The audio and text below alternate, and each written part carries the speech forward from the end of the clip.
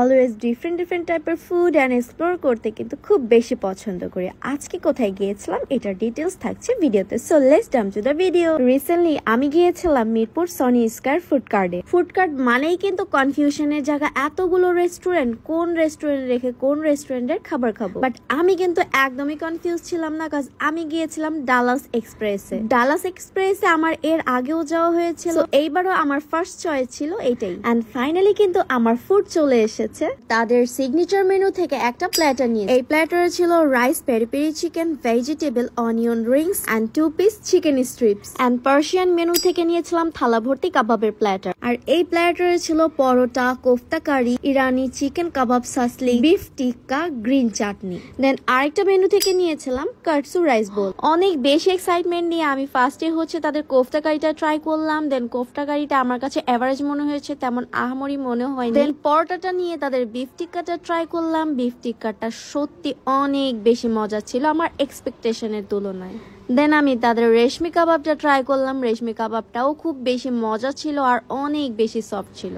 So এই platter থেকে আমি রাইসটা ট্রাই করছি। রাইসটা আমার কাছে এভারেজ লাগছে, বাট পেরি পেরি চিকেন দিয়ে যখন রাইসটা খাচ্ছিলাম তখন কিন্তু টেস্ট ভালোই লাগছিল। আর চিকেনটা অনেক ভালোভাবে কুকড হয়েছে, অনেক বেশি জুসিও ছিল এই চিকেনটা। সবকিছু মিলে এই প্লেটারটা আমার কাছে ভালোই লাগছে, বাট আমি যদি এটা রেটিং দিতে যাই তাহলে আমি 10-এ এটাকে 8 দিব। আর এখান থেকে আমি একটা ওয়াটারমেলন জুস নিয়েছিলাম। জুসটা মজা ছিল, বাট আমার কাছে সুইটনেস অনেক মনে হয়েছে। তাদের প্রত্যেকটা ড্রিঙ্কসে আমার কাছে মনে হয়েছে একটু ওভার সুইটনেস ছিল, বাট যারা সুগার খেতে পছন্দ করো তাদের জন্য এটা একদম পারফেক্ট হবে। আদারওয়াইজ আমি যদি তাদের ফুড নিয়ে কথা বলি, আমার এক্সপেকটেশন অনুযায়ী তাদের ফুডগুলো অনেক বেশি বেটার ছিল। পশ লাউঞ্জ রুফটপ, ঢাকার সব সৌন্দর্য দেখা যাবে এইখান থেকে।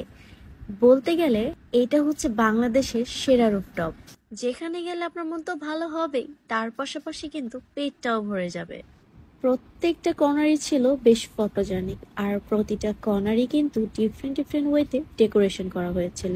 যারা খুব বেশি পিক তুলতে বা ভিডিও করতে পছন্দ করে, এইটা কিন্তু তাদের জন্য পারফেক্ট প্লেস। পশ লাউঞ্জে গেলে কিন্তু আপনি সত্যি একটা পশ ফিল পাবেন। পশ লাউঞ্জের সৌন্দর্য কিন্তু মুখে বলে কখনোই প্রকাশ পাবে না, যত পর্যন্ত না নিজ চোখে দেখবেন। আমার কাছে মনে হলো তাদের প্রত্যেকটা খাবারই বেশ ইউনিক আর রিজনেবল ছিল। প্রথমে আমাদেরকে একটা ওয়েলকাম ড্রিঙ্ক দেওয়া হয়েছিল। তাদের মেনু থেকে নিয়েছিলাম ক্রিমি চিকেন ফসিলিয়া পাস্তা।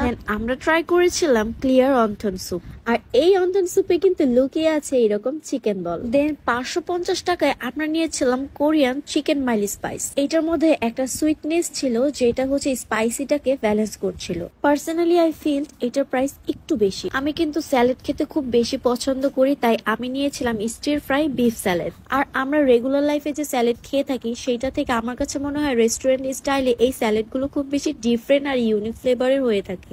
আর এইটা ছিল থাই স্টাইল নুডলস, আর এইটার সার্ভিংটা আমার কাছে অনেক ভালো লেগেছিল। তারা বলে থাকে এটা একজনের জন্য, বাট এইটা কিন্তু 2 জন ভরপুর পেট খেতে পারবে।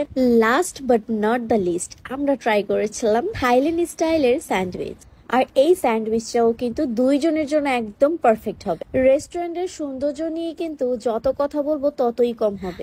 আমি বলবো আপনারা এমন একটা টাইমে যাবেন যেখানে আপনারা দিনের আর রাতের ফিল একসাথে নিতে পারবেন।